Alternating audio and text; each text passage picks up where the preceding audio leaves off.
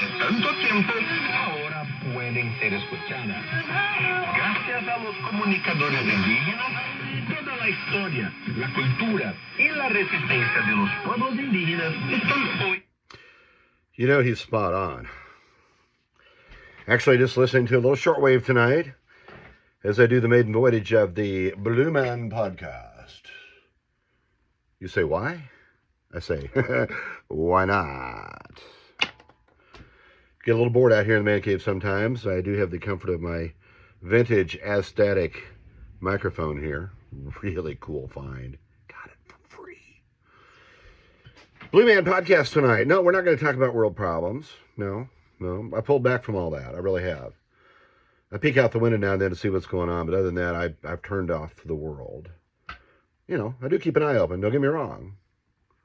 But I've completely stopped worrying about the rest of the world at this juncture of my life. Time to focus on me. I teased on Facebook a while back that I'm starting a 90-day journey. I'm starting a journey, and it's a 90-day journey. Got my bags packed, itinerary, I double-checked everything. Good to go. Got my passport. Actually, it's a 90-day journey to permanent lifestyle changes and better health. Very serious. I'm sure you've seen in my previous podcasts my views on food and things, and we'll talk more about that in a little bit, but I've decided to go on this journey for another reason, and that is that I really started noticing people around me having some pretty serious health issues, some very serious ones, including heart transplants, that kind of thing. And at 62, I'm like, man, I'm in pretty good shape, but I better start watching it. I really should. I need to. You know, I've probably been lucky up to this point, but I want to keep it that way. And will this lifestyle change extend my life? Well, hopefully. Who knows? But my goal is a better quality of lifestyle in the meantime. That's the goal. So let me tell you about where I started. A couple of weeks ago, I went to the doctor and he said, do my labs. Time for it anyway. Checked everything. Everything actually came back pretty good. My A1C is creeping up a little bit. Going to fix that. Already started to fix that. Other than that, the rest of my labs looked pretty good. I weighed in at a whopping 231 pounds. 30 pounds is fixing to go away, too. That'll be kind of just a consequence of my lifestyle change, I believe. I think the pounds are going to come off. And I believe some of them already have, because I'm a couple of weeks into my new program already. Absolutely. My long-term goal is this. First, I want to cut sugar out of my life. Cut it out. The only thing sweet that I will eat, and for the most part have been eating, is fruit. That's it. No Snickers, none of that. No. In fact, I got a piece of dessert in the refrigerator right now that is a lemon blueberry delight. I'm going to have to give it to the cats because I'm not going to eat it. Tastes great, but I'm not going to do it. So, the first thing I've started with is I'm not going to eat anything that tastes sweet, except for fruit. And I'm 2 weeks into that now, a solid week anyway, and I'm doing pretty good. I'm surprised at my willpower. You know, when I deliver papers, there's people who've got candy bowls with Kit Kats and Snickers. You know what? I don't grab them anymore. Just walk right by it. Don't think anything about it. I don't want sugar. That's excess sugar. When you can taste it, you know there's sugar there, right? There's a lot of hidden sugar in things too. You know, back in the early 1990s when they were talking about trans fat's bad. So they solved the trans fat problem, and the engineers had to go, the food engineers had to go, wow, what are we going to do to make it taste better? Oh, sugar. That's what they did. And they started burying sugar in everything. And you can't really taste some of it, but it's still sugar. And the reason why you can't taste it is because it's engineered that way. Because most sugars in food now are man-made. You know, back a long time ago, there was something called fructose. Remember that? Which is, you know, squeeze a peach and you got peach juice. You know what I'm saying? That's not what it is at all anymore. There's basically 5 fructose type sugars out there that are used in the food industry. And only one of them is remotely natural. All the rest are completely man-made. Why do I have a thing about sugar? I believe there's a direct link between sugar and cancer, okay? I really do. A lot of the doctors that I follow, they agree with me. They believe that sugar aggravates, or it can be a catalyst for cancer, if not started altogether. So, my thought was I'll start not eating anything that tastes sweet, and then I'll start watching everything else that I can. Take a look at it before I eat it. We've got to talk about carbs, but I want absolutely no man-made sugars. Okay, I'll take a peach, I'll take an apple, absolutely, but no man-made sugars. I'm not going to have it. So I'm not going to put it in my body anymore. You think this sounds easy? Well, it's not. But my first couple of weeks of avoiding peppermint patties and baby Snickers has gone remarkably well. I just don't really seem to crave it. Good for me, huh? So yeah, first thing, eliminate sugar intake. And the second thing is to not eat store-bought, processed, man-made, bioengineered stuff with things on the label that we can't pronounce, or if you go look it up, it'll take you to 29 more that makes that one. I'm not going to eat it anymore. The food, to me, the bulk of it, with all this stuff in it, I think I can smell it. Food smells different to me than it used to. I'm serious. Especially fast food. The smell of a fast food joint makes me want to puke. I just can't handle it. I don't know what it is they're frying and cooking and all that. I don't want it. Yeah, no more fast food for me. I say this like it's the end of the world. No, I mean, like if I absolutely, couldn't get anything else to eat and had to go to McDonald's, I suppose I would. Other than that, I'm going to avoid it like the plague. Sorry, Ronald. Ain't doing it. I used to love Sonic. Not doing it. No offense. Even Subway. Processed meat. I know that's a stretch, but I'm not going to do it. So I'm going to cut out sugar, and I'm going to eat as naturally as I possibly can for 90 days and train myself as I go along so I can keep doing it after 90 days. Okay?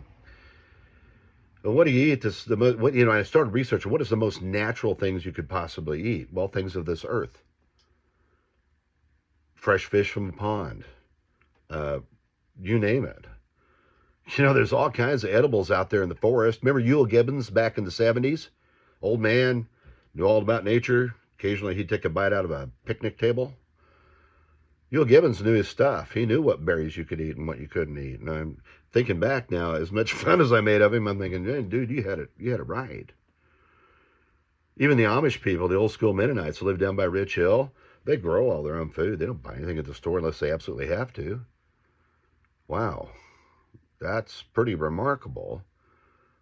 That would probably explain why they're a robust group of people. They really are. They're strong and they're healthy.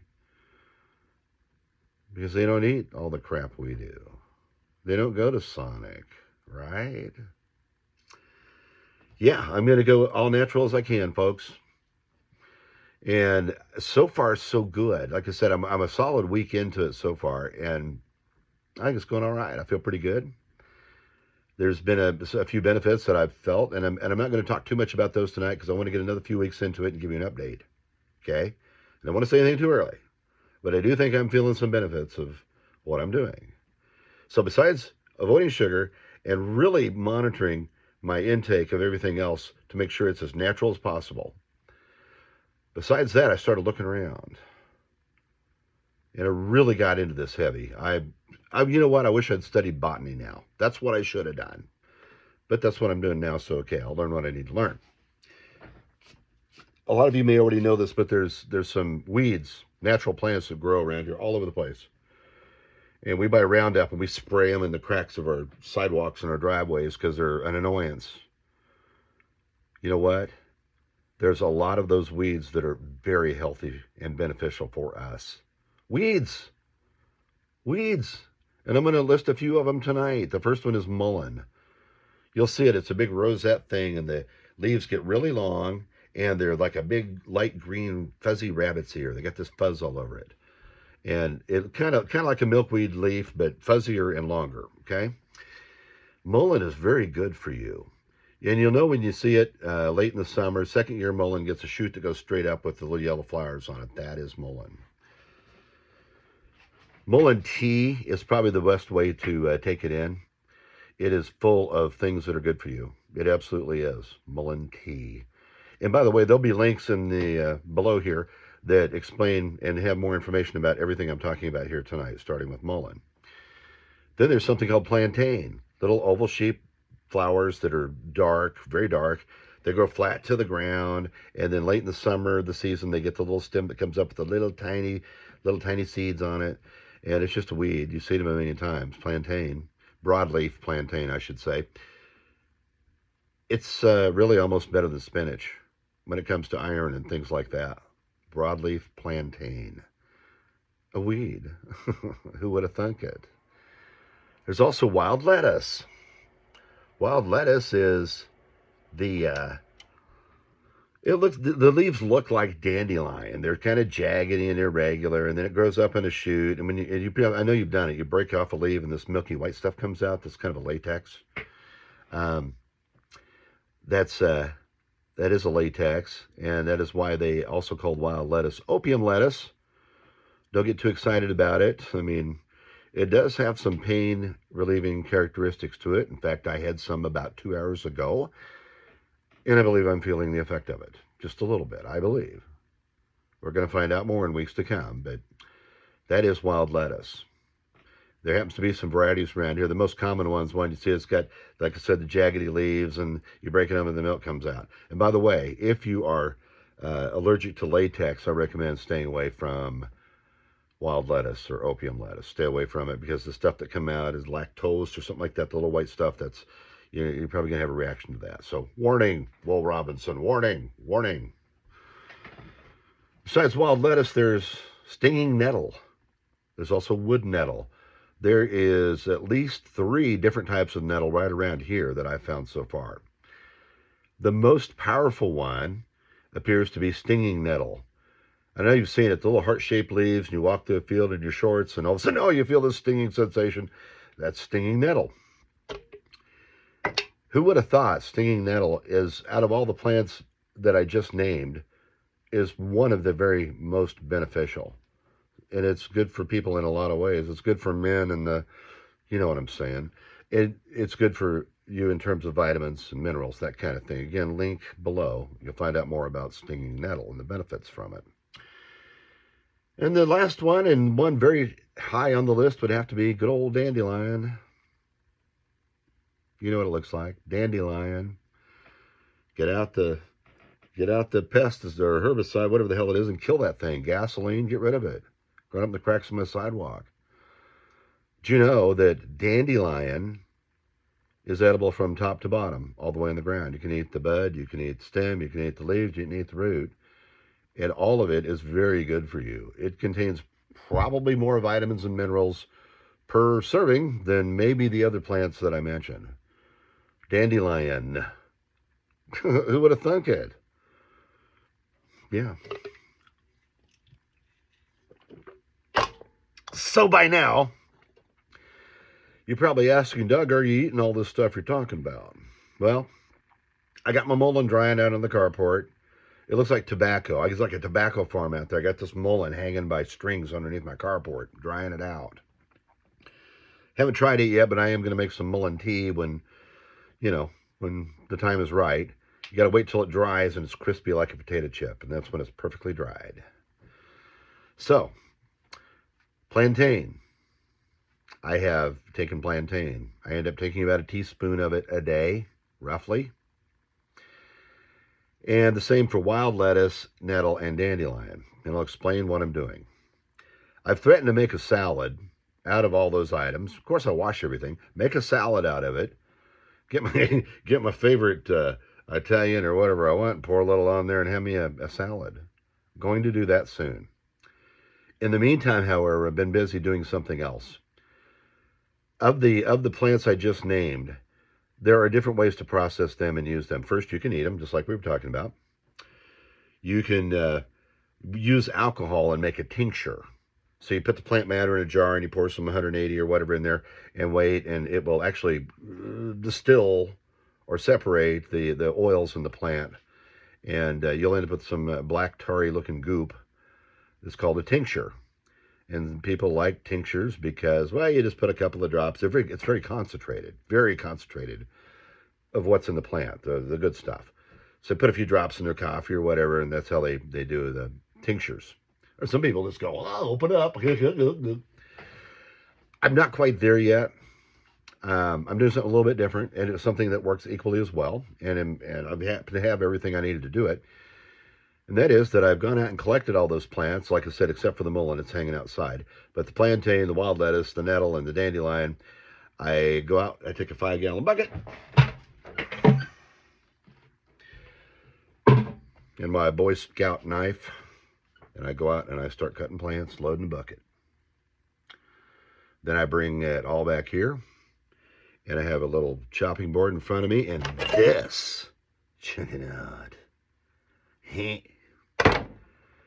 And I chop it up into roughly half-inch squares, just kind of a dice, and then I lay it out in trays. I'll let it dry. I got a bay window behind me here. I got a fan running in there. A little bit of sunlight, not too much. You don't want to bleach it too much. But anyway, it's warm, fan blowing, dries out in a day. It's very dry. I mean, like crumbly dry. So anyway, no matter which one I'm working with, I will then take that and put it into a coffee grinder and set it to the finest setting and turn it into a powder. That's right. To me, turning the plantain and the lettuce and the nettle and the dandelion into powder works for me. And I like it because, unlike a tincture, I still have some of the plant matter in there, right? All I've done is taken the water out. So I'm still getting all the benefit of the plant matter. That's why I'm doing that instead of tinctures. Now, I have ordered a little machine that to fill my own capsules, my own little gel caps. And I'm going to use the 00 size or 00 size, which are just about an inch long, about 1/3 of an inch in diameter. And I'm going to start filling my own capsules, 100 at a time. Shouldn't take long.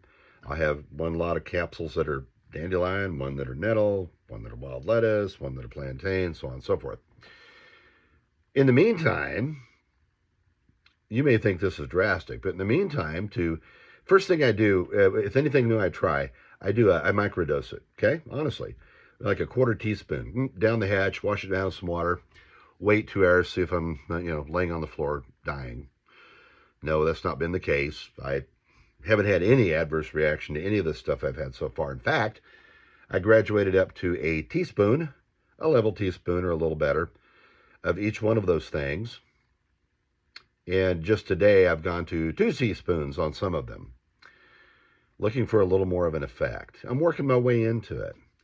What I do right now, since I don't have my capsules to fill, I take a teaspoon, I kind of level it off, down the hatch, wash it down as fast as possible. I know a lot of people can't do that, they'll choke, but I can do it. It didn't bother me any. So that's what I've been doing, taking my powdered plant matter that I've picked from the fields all around me here. And now I actually put it in with a spoon. I just go like that and wash it down. And I usually take it around the time I have meals. And again, I'm being very picky about my meals. Whatever it is I eat, I do my plant matter before I eat, and all is well, folks. Do I see any benefit yet? Yeah. Again, I will tell you more in a couple of weeks. I'm very determined to finish this journey. It's strange. I've in the last 10 years of my life, I've felt very inclined, if that's the word, or driven or motivated to do something. The last time it was August of 2020, and I remember it well. The Butler paper had just gone out of business, been out of business a couple of months. That night I woke up in a cold sweat, not due to COVID. I woke up in a cold sweat, sat up in bed and go, I'm going to print a newspaper. I'm going to print a newspaper. I tell all the people around me, you're crazy. Well, I don't know. I got some divine intervention and felt that I was led to print a newspaper, and I did. And thank goodness, it's going all right. Okay. I've had the same kind of thing happen with this changing my lifestyle. I literally one day go, you know what, dude? The way life is now ain't happening no more. We're gonna prove something or not. Well, I think I've already proven that cutting out sweet sugar from any other source than fruit very beneficial for me. I seem to sleep better. I seem to be calmer. I don't seem to have a lot of highs and lows. You know what I'm talking about. You 2 o'clock in the afternoon, you eat that Snickers bar, and oh, you feel great. And then 20 minutes later, you're like, oh man, 5 o'clock, where are you? I haven't been having that. So I got some success so far.